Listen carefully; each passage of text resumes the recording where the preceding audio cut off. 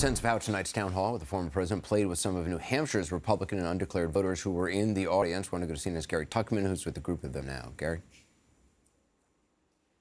Anderson, 8 people were with. They were in the audience. What they also have in common is none of them have voted in the past for either Joe Biden or Hillary Clinton. 6 of them voted for Donald Trump in the past. 1 didn't vote in the past 2 elections. 1 was too young to vote, but that's what they have in common, that most of them are Trump supporters. What I want to ask you first of all is, do you think, show of hands, anybody think Donald Trump looks better after this town hall? Any of you think he looks worse? Any of you think the same thing about him as you did when you walked in? So all of you feel that way. First thing I want to ask you about, Donald Trump, we have to be blunt about it, is not a truth teller. That's the way he's always been when he was a businessman, when he's been a politician.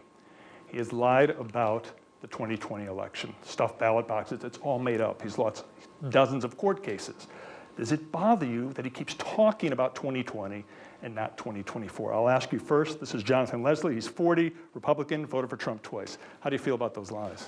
So I feel like part of it's also the media narrative, as you guys asked him the first question at the town hall about the 2020 election, rather than current stuff. So don't you think he could say it's time for me to start talking about 2024, not lies that aren't true? Couldn't the media ask him a question about 2024? Well, there were questions, but you're right, that was the first thing, but that's something that was on our mind, and that's why I was asked first. Mike McLaughlin, he's 21. He is undeclared, which is what you do in New Hampshire if you want to be independent, but he voted for Trump in 2020.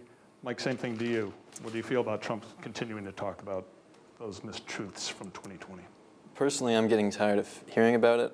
I'm very much more so interested in the problems that we face now, and I would prefer to hear him discuss the present issues more so than going to the past. 65-year-old Stephen Farnsworth, Republican, voted for Trump twice. Your opinion about that? Well, I think that he's committed to it.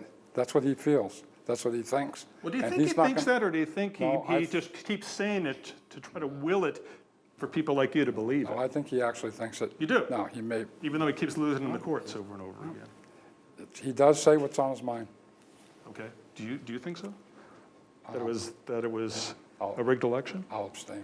You'll abstain, okay. All right, the next person on our list, 64-year-old, and you don't mind me saying your age, Cindy Owning, do you? Not at all. Okay, we were joking about that For at least before. one more month. Yeah, she's a Republican. She didn't vote in the past 2 presidential elections.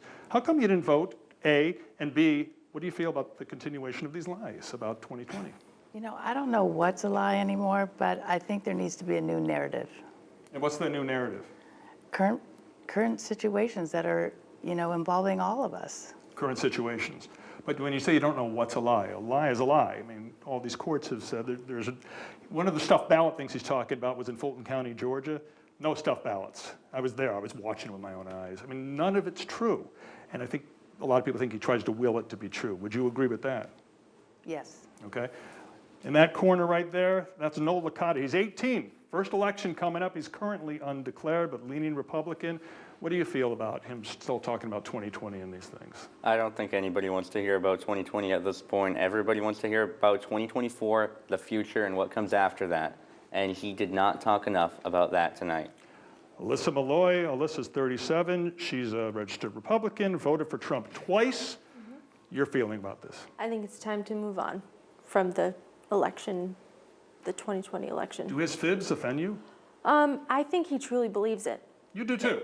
I think that's what he truly believes. I think a lot of his supporters believe it. Not all of them, but there are a lot of people who do believe it, and he tries to, go along with that, and I would agree that he wills it to be true. Let me ask 22-year-old Cooper Walsh, who is also undeclared but voted for Trump in 2020. Do you think Trump believes that stuff? I definitely do think he believes it. I think he's very passionate about it, or else he probably wouldn't still be talking about it. But I think that it's time for him to move on. He needs to talk about what he's going to accomplish in 2024. And I also think the media shouldn't have focused on the huge segment on the 2020 issue. We already know what he thinks about it. I think we should be talking about more of the other issues that the questions had in the audience. But would it be helpful, Karen Olson, who's 56, she's undeclared, not registered Republican or Democrat, but voted for Trump twice. Wouldn't it be good if he would just say, I'm ready to move on. It's 2024. I'm going to stop lying. I'm going to be honest about it and move on. Wouldn't that be helpful? And then the news media wouldn't ask him about it if he would acknowledge it. I'd like him to move on. I would like him to stop talking about it, but it is his opinion. So you have to attach that caveat, lie all the time. It just keeps it going. So It's his opinion, All right. and he has a right to have it. All right, just yesterday, a 9-member jury found Donald Trump liable for sexual abuse. And he's continuing to mock Jean Carroll, this woman who was sexually abused, according to this jury. He also says that that was rigged. You know, this not only is a jury of his peers, he's a New Yorker. He may live in Mar-a-Lago right now, that mansion in Palm Beach, Florida, but he was born and raised in Queens, New York, wanted to make it big with his father in Manhattan, did. He's a New Yorker. This was truly a jury of his peers. How does it make you feel that he's still making fun of this woman? I'm gonna ask the women that question. It's uncomfortable. It's definitely uncomfortable, and I just don't know what to think anymore. How do you feel about that? It makes me uncomfortable. I haven't followed it too closely, so I Agreed. I don't feel like I have a strong opinion. And how do you feel? I mean, this was a jury. These jurors weren't told, you have to say this. This is our system in the United States of America. This is an amazing system. It's not a perfect system, but it is an amazing system, particularly compared to lots of other countries. They agreed on this. And here he is at this town hall today. I've never met her before, and you're just making fun of her. How did that make you feel as a woman? I didn't really care. Why didn't you care? I don't know enough about the case.